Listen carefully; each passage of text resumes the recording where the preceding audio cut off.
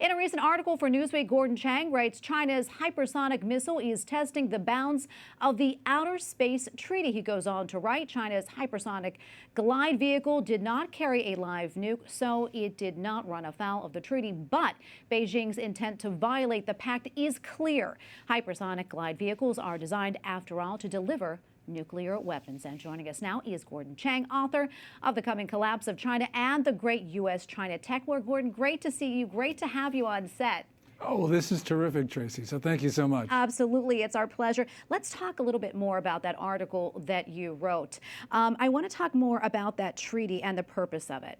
You know, the Outer Space Treaty prevents weapons of mass destruction from being stationed in space, and that includes one full orbit of the Earth. Now, a hypersonic glide vehicle is designed to carry nuclear weapons. China's test last August was actually one full circuit of the globe, so that indicates China does intend to violate the Outer Space Treaty, and it's clear that the Chinese want to militarize space. We've seen this in a number of different ways. So the United States needs to start talking about this in public, because so far the Biden administration has been trying to sort of get by this, not talk about it. Yeah, besides talking about it, Gordon, what other actions do you think should be taken? Well, I think the United States should probably say, look, we're going to withdraw from the treaty. And the reason is we have to match what the Chinese do. This is type of technology which really just changes the game, because hypersonic glide vehicles travel at least 5 times the speed of sound. A hypersonic glide vehicle can drop down out of space. It can nuke an American city with almost no warning. This is technology we don't have. It would take us at least a half decade to get there if we're trying, but we're not even trying to match the Chinese right now. I believe we need to get out of this treaty, which in any event, Tracy, is unenforceable. Yeah, and Gordon, also here in Washington today, as you know, China came up as a topic in some congressional meetings with social media companies. Tik Tok in particular was asked about China and about its ties to the communist country. What more do we know about that?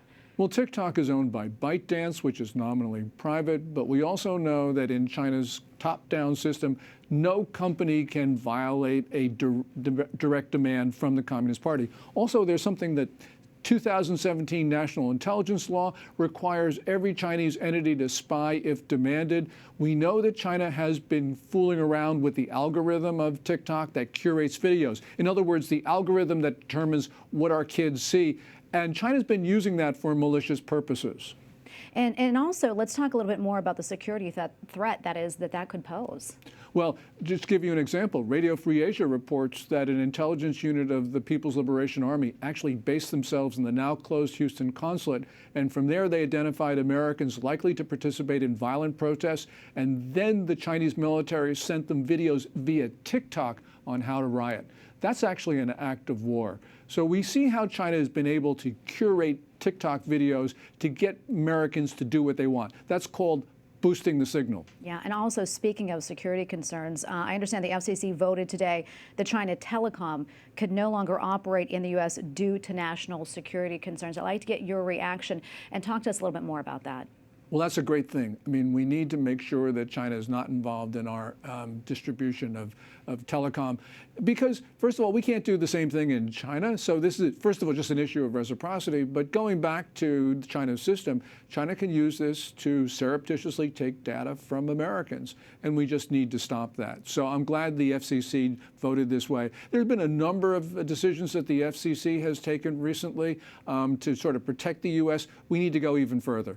I want to talk about Afghanistan now. You know, we're hearing that it's a real possibility that Afghanistan could collapse, and really in the near future. What type of opportunity, so to speak, does that open up for China? Well, China has established strong relations with the Taliban. This goes back before 9/11, continues after that, and China was supplying arms to the Taliban while it was conducting the insurgency, and those arms were used to kill Americans and NATO troops. So we know that Beijing and the Taliban are very closely tied. Right now, Afghanistan is going to go into perhaps the world's worst humanitarian crisis. Beijing is saying that the United States has a responsibility. No, we were the victims here. We went into Afghanistan because the Taliban was using it as providing a refuge for al-Qaeda. China has destabilized Afghanistan. If anyone's got to take care of Afghanistan, it's Beijing, not Washington. We have about a minute left, Gordon. I know there's so much that we could talk about when it comes to China. Wondering what you're following right now that you feel is really important for us to know about. The debt crisis in China. Just a few hours ago, a Chinese property developer, Modern Land, did not make an interest payment to bondholders. It's the fourth property developer now in about 3 weeks that has not made payments. The big one is Evergrande, which owes $305 billion. China has a debt crisis. I don't know how they're going to get past this, but this is like their 2008 crisis where they sort of reflated their economy with debt. Now they're paying the consequences of this, and it's going to be very important because the Chinese economy could actually fall apart over this. Wow. And how would that affect our economy? Well, of course, there would be a panic, and we've seen some of the shock from Evergrande did affect our markets. About a month ago, the Dow dropped 1,000 points on an intraday move. But really, China is less important to the global economy than most people think for a number of reasons. So we'll get by this. Okay, Gordon, thank you so much for coming on. Great to see you in person here on the set, and thank you, as always, for your analysis. Oh, well, thank you, Tracy.